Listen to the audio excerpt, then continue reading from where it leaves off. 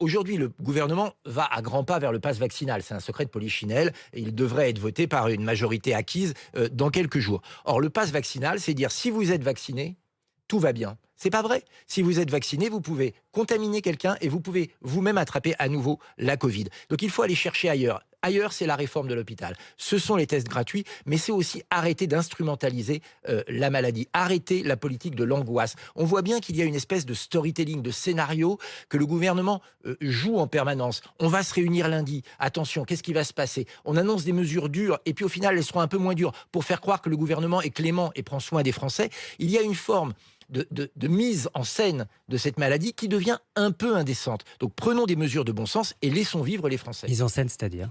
On voit bien que le gouvernement instrumentalise un peu, oui, cette maladie. On le voit bien, il annonce un conseil de sécurité, puis un conseil des ministres. Il y a des mesures qui fuitent. C'est quoi? C'est de la récupération? C'est de la manipulation de l'opinion? Qu'est-ce que vous voulez dire par mise en scène pendant qu'on de parle de l'épidémie? ça, on ne parle pas du reste. Voilà, on ne parle pas de l'immigration galopante, on ne parle pas de l'insécurité galopante, on ne parle pas des chiffres de l'économie qui, contrairement à ce qu'on nous dit, sont au rouge. Davantage des priorités plutôt que les morts qui continuent en réanimation? Non, ne me faites pas dire ce que je n'ai pas dit. Non, je vous pose la question. D'abord, aujourd'hui, le taux de personnes qui arrivent en réanimation continue à augmenter, mais est relativement faible par rapport à l'expansion de l'épidémie, et c'est tant mieux. Mais une fois encore, le meilleur moyen d'éviter ça, c'est de remettre les moyens à l'hôpital. Donc moyens à l'hôpital, plusieurs milliards, on imagine, pour une vraie réforme de l'hôpital. Vous savez, ce sont les milliards et dont plusieurs on a fait milliards l'économie aussi dans les pour décennies pouvoir tester précédentes. tout le monde de manière gratuite et remboursée. Mais s'il faut le faire, faisons-le. Mais il est temps de retrouver une vie normale. Vous avez déjà des chiffres dans le budget de campagne de Marine Le Pen? On ne sait pas combien de gens vont être contaminés, on ne sait pas quels sont les nouveaux variants qui vont arriver. Mais vous savez, aujourd'hui, on met bien cet argent dans une gouverner, c'est prévoir, Laurent Jacobelli. Surtout dans une il faudrait le dire à notre gouvernement. Depuis 2 ans.